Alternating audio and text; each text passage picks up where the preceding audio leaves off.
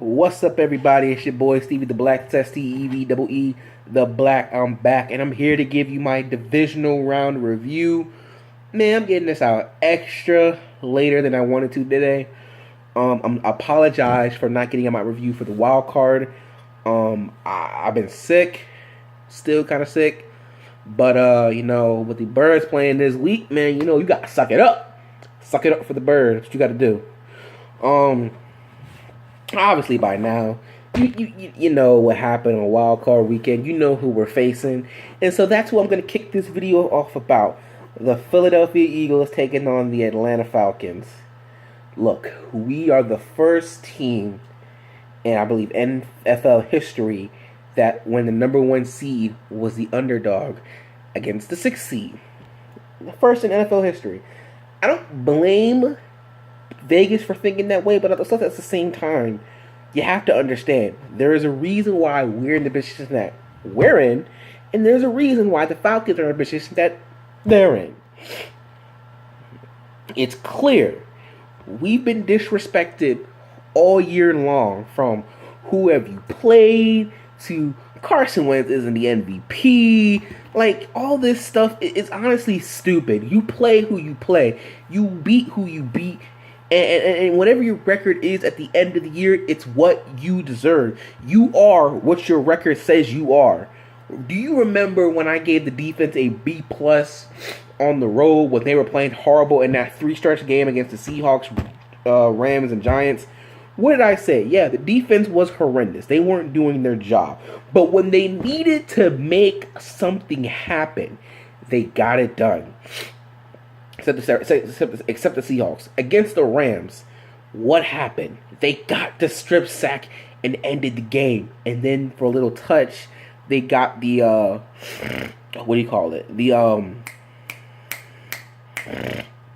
the touchdown.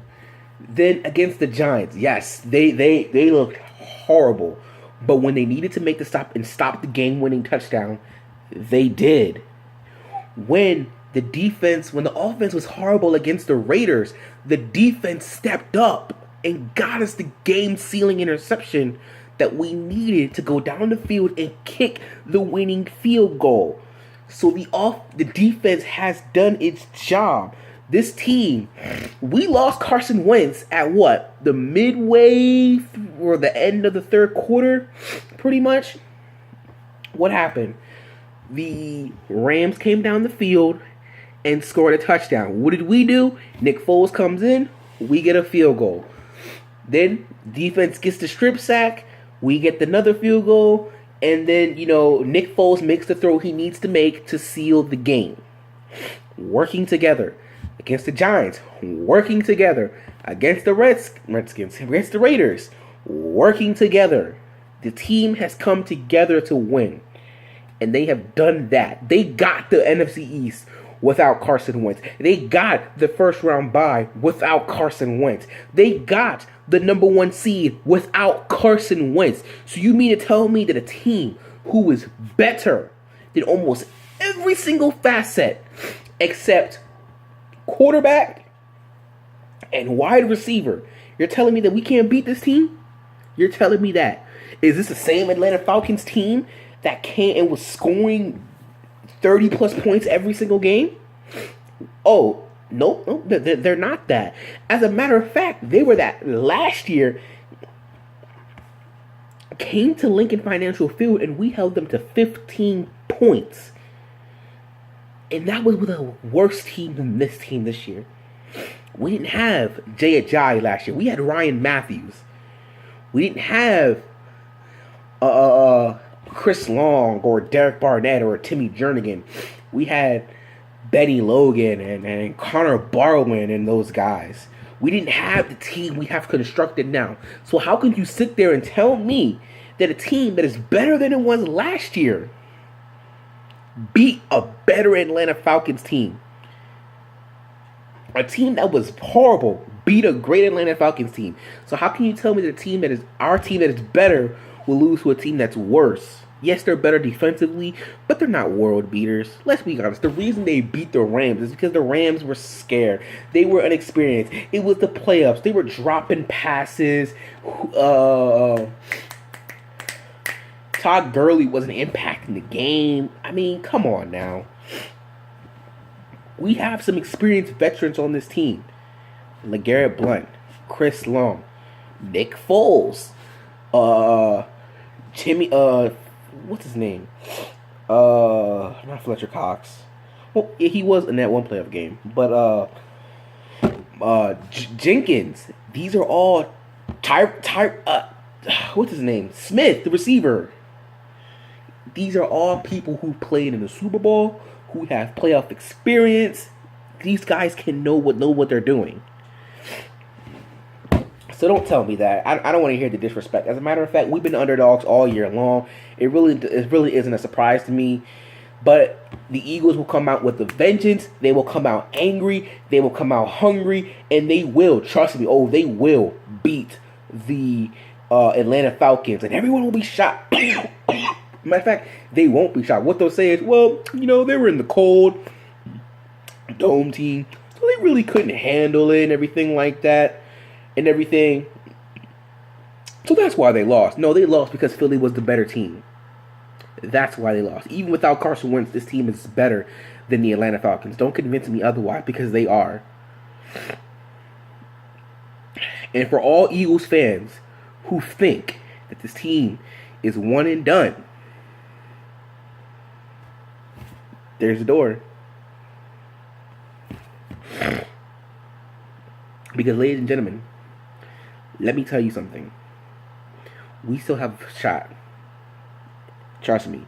It's a longer shot than it would have been with Carson Wentz. But we still have a shot. And we need to take everything we have and go for it. Run the ball. The defense knows they have to get after the quarterback. They know. They know basically, this team, it's all about you now. It's about the defense. It's about Jay Ajayi. It's about these receivers stepping up. It's about Jake Elliott stepping up. Basically, this is what it was. Carson Wentz made this team better. Made his teammates better. He made them look better than what they were. That's a fact. We know this.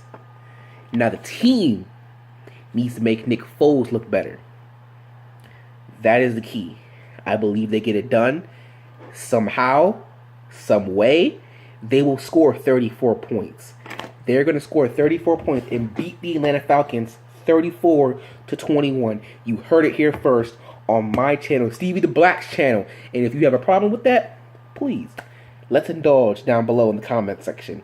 But the Eagles will win this game. I have no doubt that they will be in the NFC Championship game. And the Eagles won't be one and done. And you know what that means?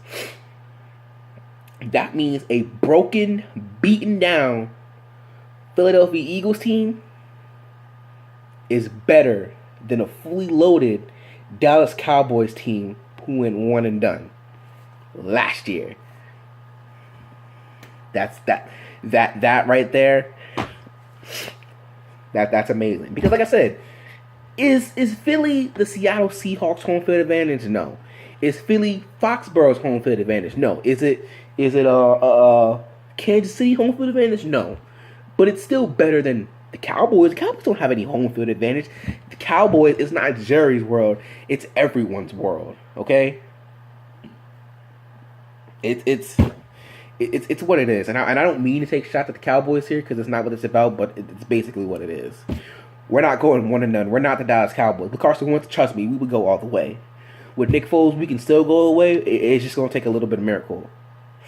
But I believe they get it done, and you heard it here first, 34-21. That being said, we also have the Miami, oh my God, what is this team name? The Minnesota Vikings taking on the New Orleans Saints. This game is interesting. It is a Week 1 rematch. Remember, Sam Bradford was the quarterback last time these two teams faced. Adrian Peterson was on the Saints team. I'm picking Minnesota. It's not because they're better, but simply because I just don't see a way that anybody going into it, Minnesota, in the playoffs, if it was a regular season, okay. But in the playoffs, knowing that it's going to be in their own home building, how loud the fans are going to be, how crowdy they're going to be, how pumped up the players are going to be. You can't tell me that they're not going to be that. Yes, Drew Brees is way better than Case Keenum. And we're waiting for Case Keenum to slip up. But trust me when I tell you, it ain't going to be this week. It'll probably be a low-scoring game. I'm going to say probably like a 21-17 type game, or maybe 24-10 game. I don't know, but somewhere around there, that's what the score is going to be. That's what the score is going to be. I just don't see a way. And if the Saints somehow win, I won't be shocked, but I'll be surprised. That's what I will be. But with that said, moving on to the AFC, we have the Patriots taking on the Titans. There's no need to think about it. The Titans are about to get murdered. That's basically what it is. I'm predicting probably about 34-7. Well, I will say this. I don't know what New England's against a run, but if they can run and keep Tom Brady off the field, then they got a slight chance. I'll say this. If Chip Kelly and Sam Bradford, albeit it wasn't in the playoffs, but still, if they can go into Foxborough and beat Tom Brady and Bill Belichick, then the Titans have a chance. I will say that. They have to get lucky and get pick sixes and punt blocks and kick returns for touchdowns, but I mean, and if they run the ball, like I said, then they got a shot. But New England's probably going to murder them. Well, not probably will. So let's just get that out of the way. And then finally, the game I'm interested to see, besides the Eagles game, the Jacksonville Jaguars taking on the Steelers. Ben Roethlisberger wanted the rematch. Well, Ben, you got it. We're going to see what's going to happen. I don't think this... Look, I don't think Ben Roethlisberger's going to throw 5 interceptions. He'll probably throw one. He's due for one about every game. But this Jags defense is no joke. So I will say this. Look, they got nothing to lose and everything to gain. Nobody expects them to go back into Pittsburgh and beat them again. If they do, oh my God. But I'm expecting the Steelers. I'm expecting it to be a close game. I'm picking the Steelers to win a 17-10, maybe even a 24-7. Matter of fact, I'm picking the Steelers to win 24-17 because it's going to come down to can Blake Bortles do it?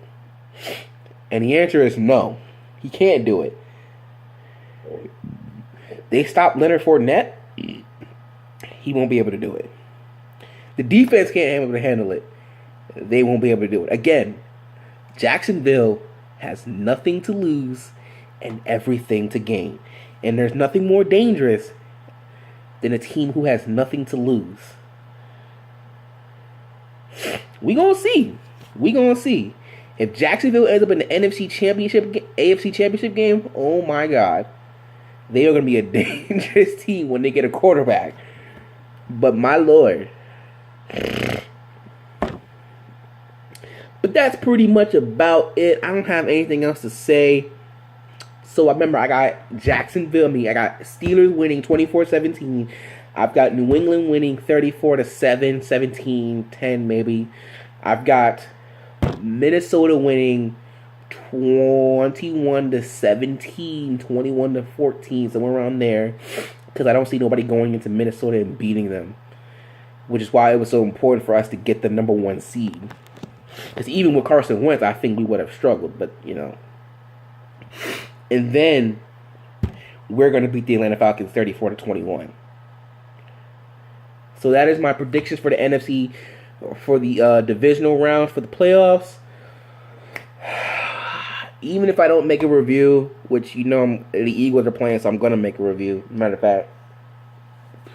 So just be on the lookout. That's all I got to say on that. Until next time, I'm excited. Eagles playoffs for the first time since 2013. I remember how I felt when we lost that last playoff game. I came upstairs and I was stomping and yelling and angry, and my mom was like, "What's wrong with him?" My brother was like, "Oh, the Eagles just lost in the playoffs." I want a championship, man. I want a championship. I want it.